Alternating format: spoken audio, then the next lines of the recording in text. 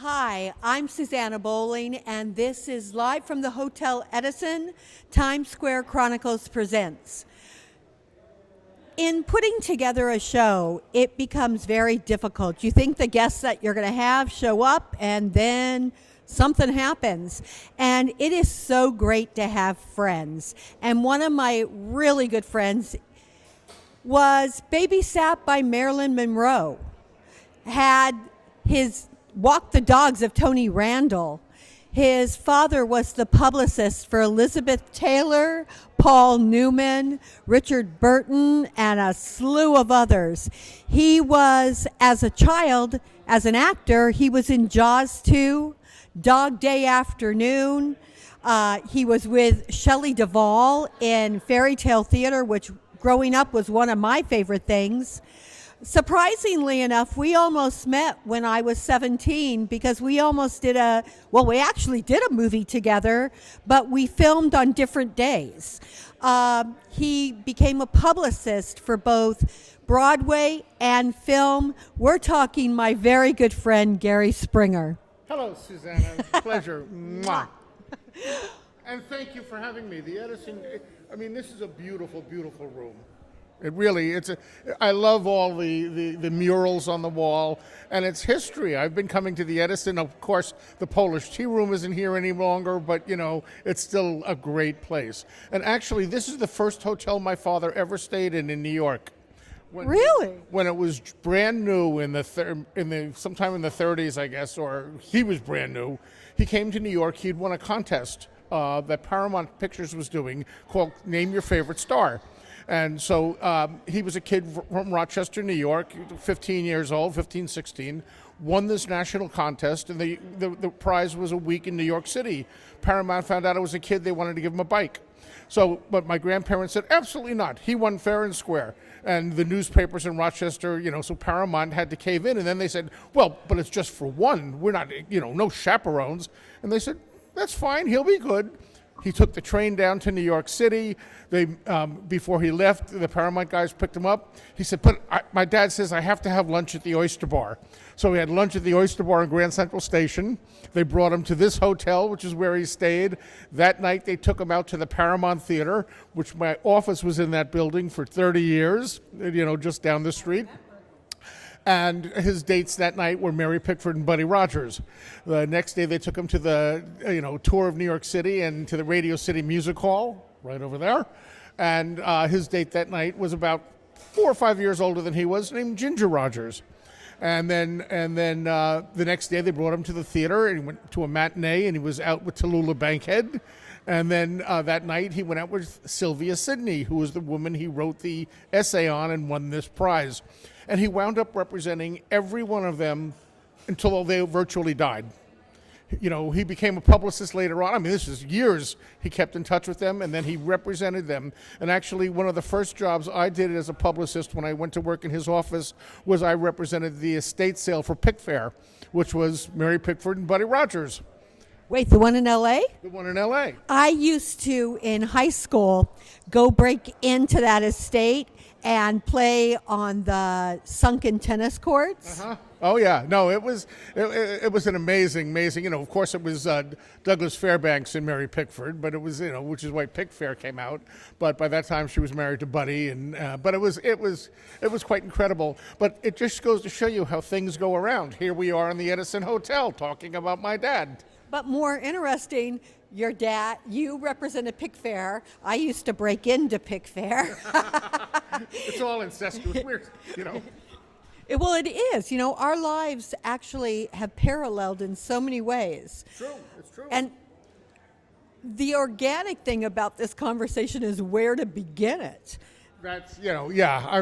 Do we begin at birth? Because it kind of started that way. But No, let's start. How did your father get involved in being a publicist? My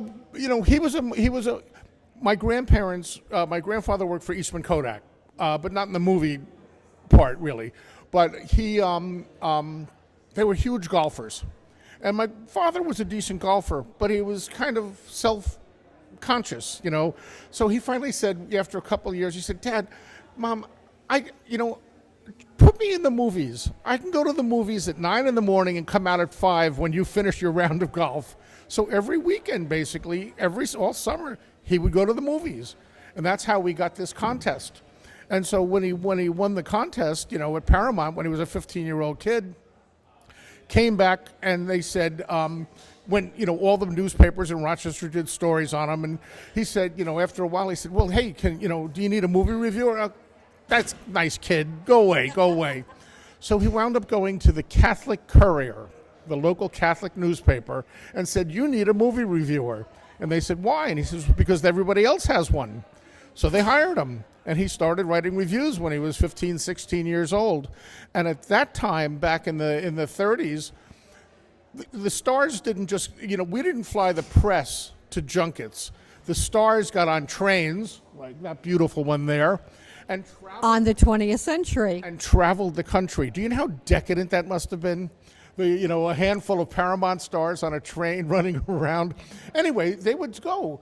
And even if a 15-year-old kid from Rochester from the Catholic Courier was important to the studio press machine, and so he got to see all these stars and got to meet them, and he would see the people he knows, Mary Pickford and Sylvia Sidney, and it just continued. And then in the war, by the time the war came, he finally did have a job working for the Democrat and Chronicle, which was the main paper in Rochester, as their movie writer. In the war, he was in Josh Logan's Contact Caravan, which is kind of like USO. But it was run by Joshua Logan, who was one of the great stage and film directors. And his roommates, he had Robert Preston, Robert Ryan, and they traveled all around the Army bases. And then during the war, they were in there. They went to Berlin in 1945. And half the time, my father was in a dress, performing, because he was one of the soldiers and they were all performing. When he got out, he came to New York. He said, I'm not going to go back to Rochester. And he was still in uniform, going to all of the studios. And while he was going to RKO, some guy said, what are you doing? I said, well, I'm here. And he got hired in the magazine publicity section, in RKO, in the elevator. Wait, I have to ask you a question because I didn't know this. Did he represent Robert Preston? Robert Preston was one of his dearest friends. And, Robert Preston, Henry Fonda, Robert Ryan, Tony Randall were probably his closest friends. Yes, he did. And that, it was the first Broadway show that I ever saw was The Music Man with Preston. And I was probably 4 or 5. And I saw that a couple times. The second Broadway show I ever saw was Camelot with Richard Burton, who my dad also represented. But, so I was like 6 or 7 then. I was a little older. We have some of that same background because my dad was an agent with William Morris at one point. Mm-hmm. So I got to see all these shows as a little kid. Again, very, very young. I mean, I saw Streisand and Funny Girl. I think I was maybe 3 or 4. You saw Lainey Kazan in Funny Girl. No, I didn't. I'm telling you. But Angela Lansbury and Mame. Yeah. Carol Channing and Dolly. No, I didn't see that. I saw Joel Grey in Cabaret. Mm-hmm. I saw, Hal Linden and the Rothschilds. Uh-huh. I mean, it was a great way to grow up. I mean, anyway, so that's how we got into publicity. He, it just kind of snowballed, and he was doing just magazine publicity. And then one day the head of publicity went to the airport to pick up Myrna Loy, and he had a couple of drinks with him, and he said, "Hey, babe," and he smacked her on the ass. And the next day he went to pick up Robert Ryan, and he said, "Come on, I got some girls, let's go to that." And then all of a sudden he was fired, and the head of RKO in New York walked in and said, "You're the new head of publicity." So that's really how it happened? Basically, he became the head of publicity. And he did that. He worked for 20th because RKO and 20th had a deal. And then in the late 50s, he merged with Arthur Jacobs. He went on his own with Arthur Jacobs, who was in L.A., and Guy McElwain. After a couple of years, Guy McElwain left to go to ICM, where he became one of the top agents at ICM. And then my dad and Arthur stayed on for a while, and then Arthur left to become a producer, and he produced things like Planet of the Apes and Dr. Dolittle, in all the movies. And my father, Arthur said, "Come with me," and they could have been like the Zanuck Brown, because David lived in New York and Zanuck lived in L.A. and the same with that. But my father said, "We've tried this. We tried it with Marilyn. They were producing a film with Marilyn." Which one? I don't remember. It was one. It was something that was in the hopper when she died, because they represented Marilyn from like the late '50s on, and they also a couple of other people. I think they were producing something with Monty Cliff when Monty had his accident before Monty died. So my father said, I think I'm going to just stick with what I am, and the office became John Springer Associates, and it stayed that way forever. Now, I know that Marilyn Monroe babysat you. Can you talk about that? Do you even remember that?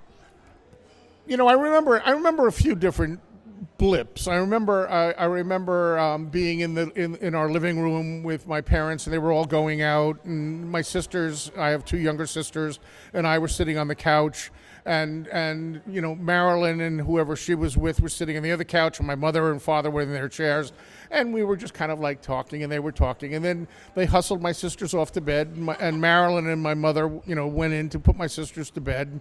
And then Mom came in and said, "Okay, it's your turn." And so I got up and I went into bed, and Mom was, turning out the lights and fixing everything, and Marilyn was sitting on my bed.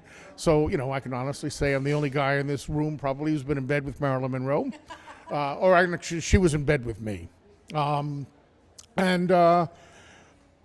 remember that. And I remember one time my dad and I went to a hotel. I think it might have been the Regency. I'm not even sure, but it was someplace walkable from where we lived on 67th Street. And there was a crowd of people downstairs, and we went upstairs, and there was a crowd of people in the front room, and then we went into one of the bedrooms, and it was just Marilyn and my dad talking, and I was sitting on the bed doing my math homework, and she sat next to me and was asking me all about my math. And then one time that's really fun. I guess she told my parents to go out, so she took my 2 sisters and I to Central Park. And if you know Central Park at all, right at 65th Street, there's an entrance. And as I said, we grew up on 67th, and there's a big rock. And I remember being on top of that rock, and my little sister, who is 6 years younger than me or so, was like toddling all over the place, and Marilyn was just petrified that she was going to fall off the rock. So those are just kind of images that I have, but yes. Of all the people that you got to meet through your father, who was the one that you were the most thrilled to meet? I loved Richard Burton. I loved Richard. Oh, by the way, excuse me, one quick second. In the introduction, you talked about my first job walking Tony Randall's dog. No, I was walking Paul Newman's dog, because they lived 2 floors below us. Tony Randall started working with my father in 1957, and I still represent the Tony Randall Theatrical Foundation, all these years later. So Tony has been a huge part of my life. But I think I loved Richard Burton. He was just great. Speaking of Robert Preston, when I was living in L.A. and I was working in my dad's office, I went out. My dad couldn't come out, so they had me picking up Robert and Catherine Preston in the limo, and then we went and picked up Cary and Barbara Grant, and then we went to the premiere of Victor Victoria, and then to the party afterwards. And I'd say that being in the car with Preston and Cary Grant was a pretty cool thing. My very first dance was with Cary Grant, and I actually stepped on his feet, and he waltzed me around. It's there's so many great stories. But who can I say? Betty Davis, Joan Crawford. I was going through a bunch of old letters that my dad has. My dad has, letters from over 400 different names, and we probably have 600 or 700 letters. He also has a movie still collection of 192,000 movie stills that we're trying to sell. So if anybody wants to buy the collection, there's a letter there from Joan Crawford written in August of 1954, and I was born in July 29th, 1954. And it's, "Dear Gary, welcome to the world.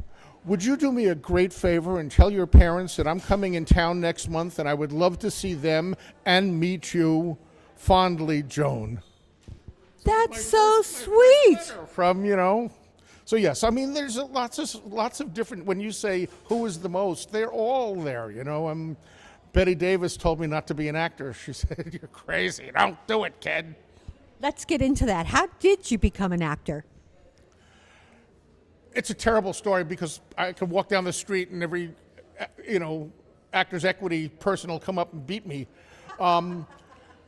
Basically, I didn't want to be an actor. I was just kind of a punk, obnoxious kid. I worked in my dad's office on weekends and summers and stuff like that, doing PR in these shows. But, I never had any, and I'd go to a lot of plays with him, but I had no desire to be an actor at all.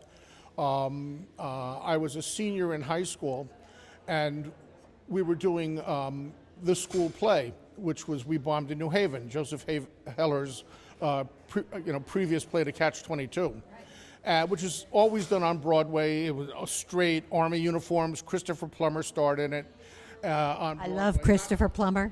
And we did it. It was 1972, all in black. And there was the idiots who were like the Greek chorus, and I was one of the idiots. This is at school. Basically, I only joined up because one of my friends said, "Do it. You don't have curfew then," because I was a boarding school. You can get out of curfew and we can go party. So I said, okay. So I signed up for it. And that was that New Year's. I was at a party with my parents in the city for New Year's Eve. David Newman and Robert Benton, who wrote Bonnie and Clyde. And of course, Benton went on to do Kramer versus Kramer and other things. They had a party, and I was talking to lots of people. I don't really remember. But a couple of weeks later, my dad called me up and said, "Do you remember Yvonne Passer?" I said, vaguely. He said, "Well, he'd like to talk to you." I said, "About what?" And he says, "Oh, I don't know." And so I said, "Well, he can call me after 5 o'clock at school on a Sunday. I'll be at I'll be at my dorm master's house." So he called and he said, "I'm doing a movie, and you have a very interesting quality, and there's a part in it I think you'd be perfect for." I said, "Well, but I'm still in school. I'm in boarding school." He said, "Well, it stars Carol O'Connor, who's shooting All in the Family, so we're not going to shoot till the summer." So I said, "Well, but I'm not an actor." He said, "You told me you were doing the play." And I said, "Well, just to get out of curfew." He said, "You'll be great." So then the teacher who did We Bombed in New Haven had been talking to Joseph Heller through my introduction from my dad, and one of the other people was a literary agent who worked with Heller. And they decided to mount We Bombed in New Haven off Broadway. So this is 1972 or 73, I can't remember. And asked me if I wanted to be in it. Not because I was a great actor, but he knew I was going to do the movie, but basically so he can get my dad to do the publicity. So we did it, and I was 17 years old, and for the first 4 performances, previews, I was completely naked on stage for the entire show, covered in a pale blue makeup with blood all over me, and we were in catwalks above the audience because we were the dead soldiers, and it was an anti-authority play, so every time the men were weakening, we would get all... But after like 3 performances, they said the nudity doesn't work. But here Wait, and your parents allowed This us? is my professional debut, nude off Broadway at the Circle in the Square on Bleecker Street, and I was 17 years old. Oh my God, I did Equus, and when my mother found out that I was doing it topless, she seriously almost canned my entire performance. Well, my grandmother came to see me, so I mean, I knew it was approved, but we got really, really bad reviews. I mean, it was a great cast: Stephen Keats and Richard Klein, and I can't remember everybody else, but it was a really good off-Broadway New York cast. Wait, so your debut was a Smurf? Basically, yes, but a bloody Smurf. And then, just a quick little aside is that at first we didn't have showers. The showers weren't completely installed. So we'd be rehearsing, and then after the rehearsals or after the previews, we'd be working. So at 1 o'clock in the morning, and I had this long trench coat that I used to wear. I'd be taking the 6 train from Bleecker Street up to where I lived on 67th with the trench coat up like this, with my face kind of blue with blood, and I'd be sitting there going, on the train, and everybody would disappear. So, what was the film that you did? So then it was a film with Carol O'Connor and Ernest Borgnine, and they were auxiliary policemen trying to clean up their downtown New York neighborhood. And he was still an Archie Bunker type character, very right wing, blah blah blah. And one day they see them walking around the corner, and O'Connor sees his daughter making out with her Puerto Rican boyfriend, and so he goes up and he says, "Gloria, get home." Or I think her name was Gloria. And he takes her home, and Borgnine, and there's all of us are glaring at him, and Borgnine's staring with his billy club, and he sees me, and I'm up against the bodega going, and he walks up, and I go, and he smells, and he stares, and he walks away, and I go, and he walks back up and goes, "Open your mouth," and he's shaking the billy club in my face. He goes, "Open your mouth," and I look at him, and I go, "Fuck you." And that's all I say throughout the rest of the movie, because they arrest me, they bring me to the precinct. The cop says, "Look, kid, just tell us where you got it, we'll let you go." Fuck you, etc., etc., etc. And I was billed as the FU kid. So people, I used to walk down the streets of New York, and people would go, "Hey, fuck you," and walk away. Sometimes somebody came up to me, tapped me on the shoulder, and said, "Fuck you," and ran in case it wasn't me. But he... Wait. Then I went away to college. Were you glad that you did this show after that? Of course, I was thrilled. Then I went away to college, but I didn't go till January because we were shooting into the fall. So when I got to college for the first time as a freshman, I walked in and they said, "Oh, it's the New York actor." And I just shut down. I hated it. I lasted 12 weeks. I came back to New York, which was the best thing I could have done. I worked in my dad's office. They said, "What are you going to do?" I said, "I don't know. I'll take classes at Hunter across the street and, figure out what I'm going to do." But thank God I was back, because I was back in time for the cast and crew screening of Law and Disorder. And the casting directors there said, "Hey, you were good in this. Who's your agent?" I said, "I don't have an agent. I'm going to go to college." And they said, "Well, we're doing another movie. You should come and try out for it." And I said, "Okay." And I did, and that was Dog Day Afternoon, which was a major film, Academy Award, nominated film. And I played Al Pacino's partner. I was one of the 3 bank robbers. And it propelled me to Hollywood in the next 10 years. And so that's how I got started. And that's how I can get into fights with other actors who worked their ass off studying for years. How did you get into Jaws? Did you know that Jaws was going to be what it was? No, I mean, first of all, when I heard that Jaws 2 was it wasn't Jaws, it was Jaws 2. But when I heard Jaws 2 was being made, I was at Universal already. I was a regular on the Hardy Boys. Wait, I don't think you know this. I used to date Parker Stevens. I love Parker. He's great. But I was a regular on the Hardy Boys with Sean and Parker. And I used to... they were very religious to the scripts when they first started the series. But then, all the fan mail and all the stuff, they didn't want to see anybody else. Everybody else's parts were getting smaller and smaller, and they were just enhancing the 2 boys.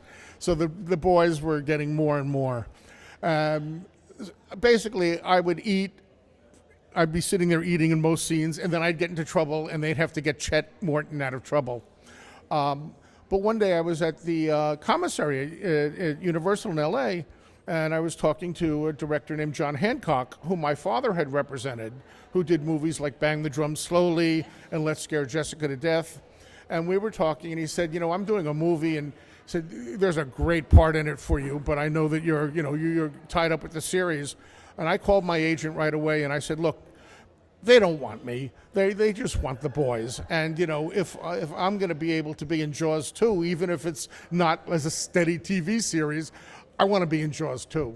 And so they talked to Universal. Universal agreed because they were, it was both Universal projects.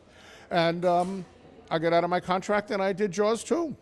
And then after the first like 2 months or so, they fired the director. And all of a sudden, we were all on hiatus, paid hiatus, but on hiatus, while they found a new director and they started recasting, rewriting the script, and then they brought all of us, because there was like 16 teenagers in Jaws 2, and they brought all of us one at a time into Universal to meet with the new director and with Zanuck and Brown, and people would come back, and we all gathered at one woman's house who lived right there. She lived right next to the studio. So we were all there, and all of a sudden somebody would come back and they'd be crying, and they were fired. And I was like one of the last ones to go. And when I got there, Jano Schwark, who was the new director, said, "I don't think I want you, but for some reason I think I'm going to keep you." And so I was able to stay. So there was only about 4 or 5 of us who they kept from Jaws 2 Part 1 to Jaws 2 Part 2. I luckily was one of those characters. And seeing The Shark is Broken, because I know you saw it, did it bring back a lot of memories from that time? Well, yeah, it brought back a lot of memories. I mean, I